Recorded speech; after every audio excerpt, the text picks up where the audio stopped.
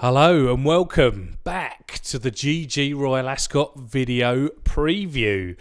Andrew Mount is with me and a derobed Kevin O'Malley. I have been derobed. He's gone casual. He's gone I cash. plan on being topless by the time we get to the nap video. That will be fantastic and everyone will tune into that. I'll rate the views for that one will be unreal. So we're going to move on to the Group 1 stayers now, and some say that the Ascot Gold Cup is the biggest race of the week. Would you agree? Yeah, it's definitely up there, isn't it? Yeah, Especially it's unique because of the distance and the test that it presents. I think and the coverage it gets as well from not just the racing fraternity. It'll be featured on the BBC News. It's part of Ladies' Day as well, which gives it some extra lustre. Yeah, interesting. A race run since 1807. I think my great-great-granddad backed one that is still running in that one, definitely. And, of course, who won it 4 years in a row? Great Yates. Yates, of course.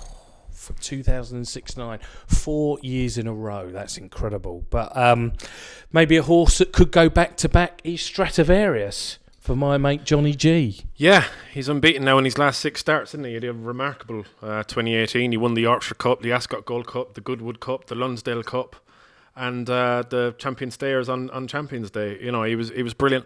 RPRs wise, he hasn't been completely dominant, only running up to kind of between 118 and 121. So I thought this year he might be vulnerable. And then I saw him win at York last time out, and I just thought he looked better than ever, really. Every time in a race you think, he's in trouble. He finds more. He keeps going, and he does it. He doesn't do it. Doesn't win. Sort of amazingly, cozily head in chest by 5 or 6 lengths. It'll be 3/4 of a length or half. Just change his gear a little bit. I mean, since he stepped up beyond a mile, I think he's only been beaten 3 times, and every time it's been a length or less. And in circumstances that didn't suit him, as Kev says, he's 6 from 6 since the start of last year. And looks pretty solid. What's the price?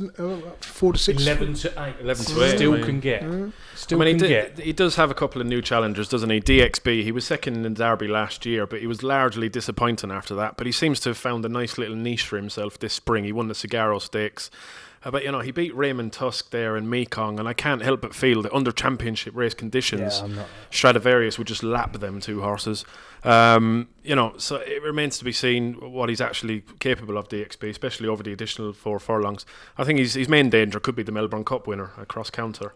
He just looks. Charlie Appleby. Yeah, I mean, he just looks to have a bit more well-rounded look to his form. He pulverised DXB when they met in the Gordon Stakes at Goodwood last year, and he had a good win at Meydan en route to this. So he's probably the least exposed, I think, over the trip with the most well-rounded form. But I'm firmly back in the champ camp. Yeah. And Stradivarius is the champion. He raced like a champion at York last time out. That was over 1 mile and 6. He's even better over further. And he'll come on a good bit for that. So, Stradivarius in the biggest race. Yeah. Front pages, back pages, Stradivarius for you on Friday. Definitely. Morning. I'm in agreement. I think he's going to be very hard to beat. He's got to be one of the bankers of the week. And banker of the week. He could end up going Mounties off. Banker of the week. He could end up going off at odds on. But I'll be looking to play the race without the favourite. And the one I was looking at was Southern France for Aiden O'Brien, who is a real thorough stayer. Obviously, he's got a second place behind Stradivarius to his name last time out at York. And the further he goes, the better he is. And I think he will be, ridden patiently and just sort of come there and sort of plodding on at the end and sort of second, third or fourth. So if you can get each way without Stradivarius, you'll probably get 3 places, and you could finish 4th, finish 10 lengths behind and still show a profit on the bet.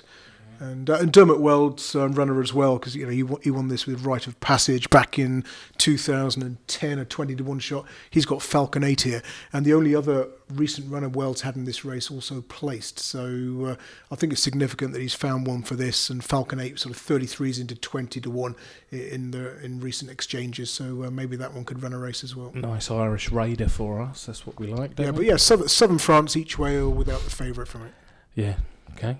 Great. Yeah. Champ camp. Champ camp. Stradivarius. Yeah, that would be the story, the superstar. So Wednesday, we'll go back in time. The Prince of Wales Stakes. The Prince of Wales is Is it the Waleses or the Waleses is? Oh, this is I mean, apostrophe-based banter yeah, well, now, isn't it? This is the greatest Royal Ascot treble, the hardest treble to get up. If you can spell King's Stand, St James's Palace Stakes, and Prince of Wales Stakes correctly. So we could have like a Royal Ascot spelling bee. Yeah, they're quite big, aren't knowing they? where to put the apostrophe. Wesley Ward would love that because they love Americans love the spelling bee. So maybe we could stand up in front of the Queen and see if we get it right. So what is it? What is the apostrophe? It's in between the two S's. Wales. It is. There is another S. Wow, unbelievable. It's a tricky one. I've seen it spelt wrong about 6 times today when I've been looking at bookmakers' websites. But this race, obviously, some serious, I like to call them cash cows in the nicest possible sense. The likes of Dubai Millennium, Ouija Board, Highland Reel, absolute made fortunes and fortunes. We're talking 6, 7, 8 million. Is Magical, that same beautiful horse. Do you want to go first on Magical? You go first. Okay. I know you got things to say about Magical. You have. Well, Okay, you know, the form of that fillies and mares race on Champions Day at Ascot hasn't worked out particularly well. She beat Coronet and Lati Dar. They're both useless. I mean, and you know, she does arrive in form, and she's won her last 3 races at Naas and 2 at the Curragh, but they were ran at a snail's pace, and I just don't think she's been properly tested in a race. Like the Prince of Wales Stakes is always a proper Group 1, and as talented and all as she is, I'm just not sure about her at all. And as for Sia Class, you know, I like the filly, but notions of her being this superstar are just wildly over the top. You know, she was impressive in the Yorkshire Oaks, but you know, again, she beat Coronet, who's average at best, and she was getting £9 weight for age allowance at the time. We haven't seen her since she ran in the Arc. You know, fair enough, the Arc was a very, very good race, and she ran an absolute cracker, but she hasn't been seen since then. You know, so I think they're going to hype it up as this kind of battle between the two fillies, and I think it could be 1, 2, 3 for the Colts here. I really do. The one I really like is Andre Fab's runner, Waldegeest. I think he's improved as a 5-year-old. He's not the biggest horse in the world by any means, but he's just got the heart of a lion, this horse, and he was really, really impressive in the Prix-Gannet last time out. He'd kind of been pigeonholed as a 12 furlong horse, but it dropped him back to 10 furlongs there, and there was a proper Group 1 pace in that race there, and he chased it really willingly. He probably a little bit out of his comfort zone, but when he was really asked for a full effort, he just mowed them down in, you know, really, really strongly. I think this race is going to be absolutely perfect for him, and I think it's going to be set up for him as well. So Waldegeest would be, well, Waldegeest, whichever way you want to say it, would be one of my stronger bets of the week. I don't know if Crystal Ocean is going to turn up here. He could go here or go for the Hardwick Stakes. We're not too sure. I thought the Hardwick, and certainly you look at the betting, he's 7-4 generally. Anti-post for the Hardwick. So. He'd probably go there. But if he did turn up and switch to the Prince of Wales, he'd obviously be a big fly in the ointment. But as we've seen in the past with Crystal Ocean, with the likes of Poet's Word, Cracksman and Enable, when he bumps into a real good one, he can find himself a bit vulnerable. But no, it's Waldegeest for me. He's one of my better bets of the week. I think he'll just destroy them 2 fillies. I mean, don't let on, but that could be in your net, maybe. Just move on. Okay. Let's move. We don't need to tease me out. And you're not in your pants yet, obviously. No, wait, so, just wait. Yeah, that's when it's happening. Yeah. Andrew, hi, how are you? Hi, I'm pretty good, thanks. Yeah, I'm in agreement with Kevin, but there is an if, and it's if the field cuts up, because Kev mentioned that Waldegeest is not the biggest. And I think that's why most of his wins have come in small fields, certainly since he's been stepped up to this sort of level. Now, you look at his recent form. The last time he had a double-figure field, he met trouble. He finished 5th of 14. Before that, he was 5th of 13, then 4th of 19. Every time he runs in a big field, you see comments like switched, not clear run, hampered. And I think that's the problem. His last 5 wins, I think it's sort of fields of 7, 6, 6, 8, 9. And unfortunately, this race is cut up to a single-figure field in the last 5 years. In the last 10 years, we've only had 12 or more runners on one occasion. So he needs room in his races, and if it, size-wise, he looks probably more like a filly than he does. than a colt. There's not much size to him. But I'm hoping this is going to cut up. Sea of Class. I mean, she's fantastic. I feel really sorry for those backers who sent her off 5-4 favourite for a Newmarket maiden on her debut, because the Jungle Drums were beating about how good she was. They were absolutely right, but she's finished her next second to a 14-1 shot, who's now rated 89, has been well beaten off that sort of mark. The next 4 runs, she won 2 listed races and 2 Group 1s. So that's a case of one that got away there for punters. But despite the absence, I still think she's the one, as opposed to Magical, who will give Waldgeist most to do. But in the hope the field cuts up to 9 or fewer runners, maybe 11 or fewer to push, I want to be on Waldgeist.